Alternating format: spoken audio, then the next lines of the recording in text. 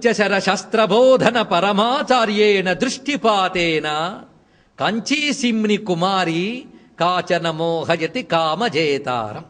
ఇది ఒక చాలా లోతైనటువంటి శ్లోకం అండి. ముందు బాహ్యార్థం చూస్తాం. బాహ్యార్థం చూస్తే చాలా సులభంగా అర్థమైపోతుంది.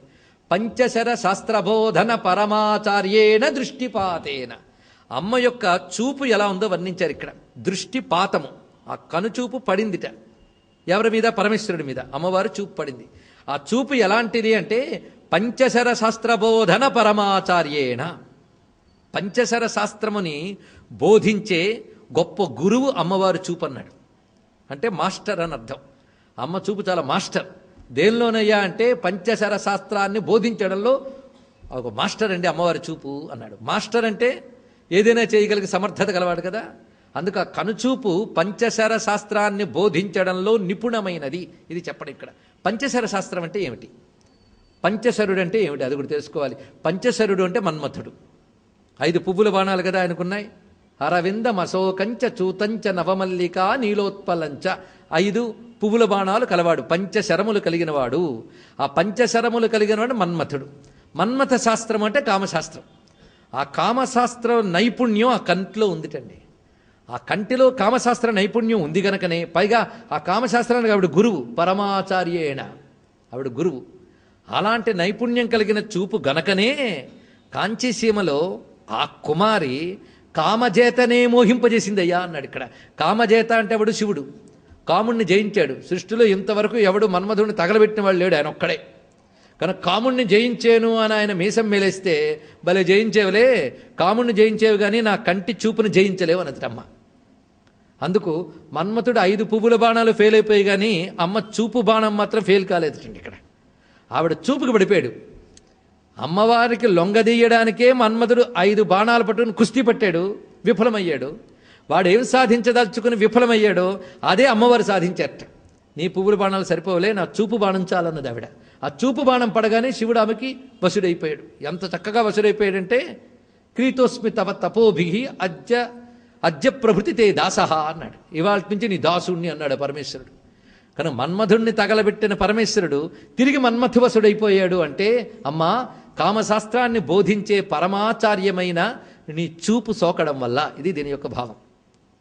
పంచశర శాస్త్రబోధన పరమాచార్యేణ దృష్టిపాతేన కాంచీసిమ్ని కుమారి కాచన మోహయతి కామజేతారం. ఇప్పుడు దీనికి స్థూలార్థం చెప్పుకున్నాం, కానీ మూకకవి హృదయాన్ని ఇప్పుడు పట్టుకోవడానికి మనం ప్రయత్నం చేద్దాం. ఎందుకంటే దీని వెనకాల లీలార్థం ఒకటి, తత్వార్థం ఒకటి, 2 ఉన్నాయి. లీల ప్రకారంగా చూస్తే మన్మథుడు శివుడి కంటి మంటల్లో కాలిపోయాడు, తిరిగి మళ్ళీ బ్రతికాడు అనుకోండి పెళ్ళైన తర్వాత. అప్పుడు అమ్మవారిని శరణు వేడేట. అమ్మా ఏమైనా నాకు అవమానం జరిగింది, పైగా నన్ను తగలబెట్టి ఆయన సాధించింది ఏమిటి? మళ్ళీ ఆమెను పెళ్లి చేసుకున్నాడు కదా, నన్ను మాత్రం తగలబెట్టాడు. నన్ను ఓడించిన వాడిని తిరిగి జయించాలనుకుంటున్నానమ్మా అన్నాడు. అప్పుడు అమ్మవారు సరే చూద్దాంలే అన్నది. తపస్సు చేసాడండి. అంత తపస్సు చేస్తే అమ్మవారు తనవైనటువంటి ధనుర్బాణాలు ఇచ్చట. అవి పట్టుకు వెళ్ళి శివుడి మీద ప్రయోగించాడు ఆయన. వెంటనే శివుడు నిలవలేక ఆ కైలాసంలో గౌరీదేవి దగ్గరికి వెళ్ళేట. అక్కడ గౌరీదేవి లేదు. ఇంకా అక్కడి నుంచి ఎక్కడెక్కడ తన క్షేత్రాలు ఉన్నాయో అక్కడికి వెళ్ళాడు ఆయన. శ్రీశైలానికి వచ్చాడు, అక్కడ భ్రమరాంబ లేదు. రామేశ్వరానికి వచ్చాడు, అక్కడ పర్వతవర్ధన లేదు. చిట్ట చివరికి అరుణాచలానికి వచ్చాడు, అక్కడ అపీత కుచాంబ లేదు. చిదంబరానికి వెళ్ళాడు, అక్కడ శివకామసుందరి లేదు. శ్రీకాళహస్తికి వచ్చాడు, జ్ఞానపురుషుని అంబిక లేదు. ఎక్కడెక్కడ అమ్మవారి ఆలయాలు ఉన్నాయో అక్కడంతా అమ్మవారు లేరండి. మరి అవన్నీ ఏం చేశారంటే ఈ కామాక్షిదేవి లాగేసింది మొత్తం, అక్కడికి అక్కడ పెట్టింది. అప్పుడు అక్కడికి చేరాడు పరమేశ్వరుడు. చేరి పట్టుకోబోయాడు అమ్మవారిని. ఆగాగా అక్కడే అన్నది.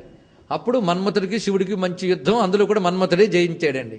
ఎందువల్ల మన్మథుడు జయించాడు అంటే అమ్మవారి యొక్క కడకంటి చూపు అనే కరుణ నోచుకోవడం చేత మన్మథుడు శివుడిని జయించగలిగాడు. ఇది చూపిస్తున్నారు ఇక్కడ.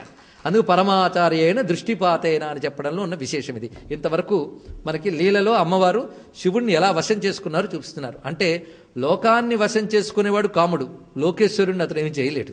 ఆ లోకేశ్వరుని వశం చేసుకోగలిగినది ఆ లోకేశ్వరైన అమ్మవారే. ఆయన శక్తే వశం చేసుకోగలదు. ఇది భావం. ఇంకొక అర్థం చూద్దాం. ఇందులో పరమాచార్య అనే శబ్దం ఉంది, సామాన్యమైనది కాదు కదండి. పరమాచార్యులను ఎవరిని అంటారు ఇక్కడ తీసుకోవాలి. అమ్మవారి కటాక్షాన్ని దేంతో పోలుస్తున్నాడు ఆయన? పరమాచార్యునితో పోలుస్తున్నాడు. అమ్మవారి చూపు గురుస్వరూపము. గురువు మనల్ని అనుగ్రహిస్తే ఎలా మోక్షం లభిస్తుందో అమ్మ చూపు మనపై పడితే మోక్షం లభిస్తుంది. అందుకే అమ్మ చూపుని పరమాచార్యునితో పోల్చారు ఇక్కడ. ఈ పరమాచార్యుడు ఎంత గొప్పవాడండి అంటే ఇక్కడ ఇదంతా మీరు ఈ కథనంతటి మర్చిపోయి ఇప్పుడు ఇంకో భావంలోకి వెళ్ళిపోవాలి. అది మనం ఇప్పుడు పట్టుకోబోతున్నాం. అదేమిటి అంటే పంచశర శాస్త్రము అనగా ఇందాక కామశాస్త్రం అని చెప్పుకున్నాం. ఇప్పుడు అర్థం తీసేయండి. పంచశరు అంటే మన్మథుడు, నిజమే. మన్మథుడు ఉపాసించిన శాస్త్రము అనగా కాది విద్య, శ్రీ విద్య. ఇది అర్థం ఇక్కడ. దీని అర్థం అసలు ఇది. పంచశర శాస్త్రం అంటే శ్రీ విద్య, ఆత్మవిద్య, మహావిద్య, శ్రీ విద్య, కామసేవిత. ఆ మాట చెప్పడంలోనే మేము చెప్పే శ్రీ విద్య సామాన్య విద్య కాదయ్యా, అది ఆత్మవిద్య, మహావిద్య. మహావిద్య అంటే బ్రహ్మ విద్య అని అర్థం అండి. అది ఆత్మవిద్య, బ్రహ్మ విద్య, శ్రీ విద్య. ఈ శ్రీ విద్య ఏ పరంపర మనం ఇప్పుడు ఉపాసిస్తున్నాం అది కామసేవిత, మన్మథుడు ఉపాసించిన శ్రీ విద్య. ఇది చెప్పడం. మన్మథుడు ఉపాసించిన శ్రీ విద్య కనుకనే పంచశర శాస్త్ర. అది పంచశర శాస్త్రం. ఈ పంచశర శాస్త్రమైన శ్రీ విద్య మనకు ఎవరు బోధిస్తారు? గురువుగారండి. శ్రీ విద్యలో గురువుగారు నేర్పుతారు కాదు. అసలైన ఈవిడ అనుగ్రహం లేకపోతే గురువు దొరకడు, తెలుసుకోండి. అమ్మవారు అనుగ్రహిస్తేనే గురువు దొరుకుతాడు. అంటే గురువు మనకు దొరికేడంటే గురువు ద్వారా వచ్చిన అనుగ్రహం ఎవరిది? అమ్మవారిది అనమాట. అమ్మవారి అనుగ్రహం గురువు ద్వారా మనకు దొరికింది. అందుకే గురువులోనే అమ్మవారిని దర్శించాలి. అది చూపిస్తున్నారు. అందుకే శ్రీ గురువు సర్వకారణ భూతా శక్తి అని చెప్తుంది భావనోపనిషత్తు. గురుస్వరూపం కనుకనే అమ్మవారి ఆది గురువు అండి. సంప్రదాయేశ్వరి సాధ్వి గురుమండల రూపిణి. ఆవిడే గురుమండల రూపిణి. గురుమండలం ఎంత ఉన్నది? దివ్యౌఘ, సిద్ధౌఘ, మానవౌఘ అని 3 సమూహములుగా ఉంటుంది గురుమండలం. శ్రీ విద్య గురువులు వీరు. దివ్యౌఘ అంటే దేవతాశ్రేణికి చెందిన సమూహం, సిద్ధౌఘ అంటే ఋషులు, మానవౌఘ అంటే మానవ గురువులు. అలా వచ్చింది మనకు పరంపర. ఆ దివ్యౌఘ, సిద్ధౌఘ, మానవౌఘముల ద్వారా వచ్చినదంతా అమ్మవారి విద్యే. కనుక అమ్మవారు తన విద్యని తాను ఈ గురువుల ద్వారా ఇచ్చినది. అసలు ఈ గురువులందరూ మనకు ప్రధానమైతే గురువులకు గురువు ఎవరయ్యారు? అమ్మవారే కదా. అమ్మవారి అనుగ్రహం, అమ్మవారి అనుగ్రహం కటాక్ష రూపంలో లభించితే గురువుల ద్వారా మనకు లభించింది. అయితే గురువుగారిని పరమాచార్య అంటారండి, తెలుసుకోవాలి. ఒక గురువు ఉంటాడు, ఆ గురువుకు గురువుని పరమ గురువు అని అంటాం, అంతే కదా. ఇలా మనం చూస్తే గురుమండలం అంతా కలిపి గురువు అందాం. గురుమండలం అంతా గురువైతే ఆ గురువుకు గురువు ఎవరయ్యారు? అమ్మవారి అనుగ్రహమే. అది పరమ గురువు కావాలి కదా. అందుకు పరమాచార్యేణ అని మాట వేశారు ఇక్కడ. అది ప్రత్యేకత. అందుకు శ్రీ విద్యకి పరమాచార్యం ఎవరు? అమ్మవారు. అది ఆ అమ్మవారి అనుగ్రహం లభిస్తే ఆ శివుడే మనకు లొంగిపోతాడు. అది ఎవరికైతే అమ్మవారి అనుగ్రహం లభిస్తుందో వారికి ఆ శివజ్ఞాన ప్రదాయిని అని చెప్పినట్లుగా ఆ శివుడు అతడికి వశ్యుడవుతున్నాడు, అంటే అనుగ్రహిస్తున్నాడు అని అర్థం. అమ్మ అనుగ్రహం ఉన్నవాడికి అయ్యవారి అనుగ్రహం కూడా లభిస్తున్నది. మొత్తానికి అమ్మ చూపు గురుస్వరూపంగా చెప్పబడుతుంది. అది శ్రీ విద్యా గురుస్వరూపం. అలాగా శివుని వశం చేసుకున్న తల్లి ఎక్కడున్నదయ్యా అంటే కాంచీసీమని. కాంచీసీమలో ఉందట. పైగా కుమారి. ఆవిడెవరు? కుమారి. కుమారి అంటే అర్థం ఏంటంటే కాంచీపురంలో అమ్మవారు కౌమారిగా ఉంటూ ఆరాధన చేశారు శివునికి. కౌమార దశలోనే ఆరాధన చేసి శివుణ్ణి ఆవిడ లొంగ తీసుకున్నారు. అందుకు కుమారి శబ్దం వేశాడు. అంతేకాదు వివాహం కాని పూర్వదశను చూసి మనం కుమారి అంటే సరిపోదండి. అమ్మవారి కుమారి అన్నప్పుడు వేదంలోనే పెద్ద మంత్రం ఉంది. యత్ కుమారి మంద్రయతే అనే మంత్రం ఉంది. అది అర్థమైతే ఇది అర్థమవుతుంది. అది మరొక చోట కుమారి శబ్దాన్ని అద్భుతంగా ప్రయోగిస్తారు మూక. అక్కడ చెప్పుకుందాం. కనుకనే కాంచీసీముని కుమారి. కుమారి చెప్పడంలో అర్థం ఏంటంటే ఆ లేత పిల్ల, ఆ కుమారి తన చూపుతో శివుని వశం చేసుకుందండి. ఇది ఇందులో చెప్పినటువంటి గొప్ప విషయం. అయితే ఇక్కడ ఒక రహస్యం అనేది మనం గమనించవలసింది. ఇప్పుడు మనం ఇందులో 3 అర్థాలు చెప్పుకున్నాం. మొట్టమొదటి అర్థం ఏంటి? అమ్మవారు తన కనుచూపుల్లోనే కామ విద్య కలిగిన నైపుణ్యం ఉన్న చూపుతో కాముణ్ణి జయించిన శివుని కాంచీపురంలో వశం చేసుకున్నారు. ఇది మొదటి అర్థం. రెండవది ఏమిటి? కథార్థం. మొత్తం అన్ని శివక్షేత్రాల్లో ఉన్నటువంటి తన స్వరూపాలను లాగేసుకుంది ఆ తల్లి. లాగింది కనుకనే శివుడు అక్కడ దాకా వచ్చాడు చిట్ట చివరికి. అక్కడే అతనికి ఉపశాంతి లభించింది. అందుకే మనకి ఎప్పటికీ కూడా కాంచీపురం చేరితే అమ్మవారి యొక్క మూల విరాట్టు చూస్తాం మనం. చాలామంది చూసి వచ్చేస్తుంటారు. కొంచెం ఓపిక పడితే అమ్మవారి కుడివైపున, అంటే మనం నిలబడితే మనకు ఎడం వైపు ఒక విగ్రహం ఉంటుందండి. ఆ విగ్రహం తపస్సు రూపంలో ఉన్న గౌరీదేవి ఉంటుంది అక్కడ. అంటే అక్కడ కామాక్షీదేవి గౌరీదేవి శివుని కోసం తపస్సు చేసింది. ఆవిడని తపక్కామాక్షి అంటారు. మరొక పేరు సర్వశైవాలయేశ్వరి. ఆవిడ పేరు సర్వశైవాలయేశ్వరి, అంటే అన్ని శివాలయాల్లో ఉన్న గౌరీ శక్తిట. తర్వాత మళ్ళీ ఇక్కడి నుంచి అన్ని శివాలయాల్లోకి మళ్ళీ వెళ్ళింది ఆ శక్తి, కానీ మూలశక్తి ఇక్కడ ఉందనమాట. అంటే ఆ తల్లిని చూస్తే మీరు మొత్తం అష్టాదశ శక్తి పీఠాల్లో ఉన్నటువంటి అమ్మవారిని చూసినట్టే. ఆవిడే సర్వశైవాలయేశ్వరి, ఆవిడ పేరు ఎక్కడ అలా ఉన్నది. ఆ స్వరూపంతో ఆ శివుని ఆకర్షించింది. అంటే తన సర్వశక్తుల్ని తన కళ్ళల్లో పెట్టి ఆవిడ లాగి ఆ కళ్ళతో శివుణ్ణి ఆకర్షించిందిట.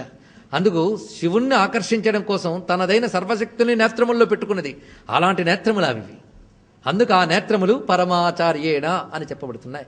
ఇంకొక అర్థంలో శ్రీ విద్యకి పరమాచార్యము అమ్మవారి యొక్క కటాక్షము. అంటే అమ్మవారి కటాక్షం ఎవరి వైపు సోకుతుందో వారికే ఆచార్య ప్రాప్తి, దాని ద్వారా శ్రీ విద్యా ప్రాప్తి లభిస్తున్నదని దీని యొక్క ఆంతర్యం.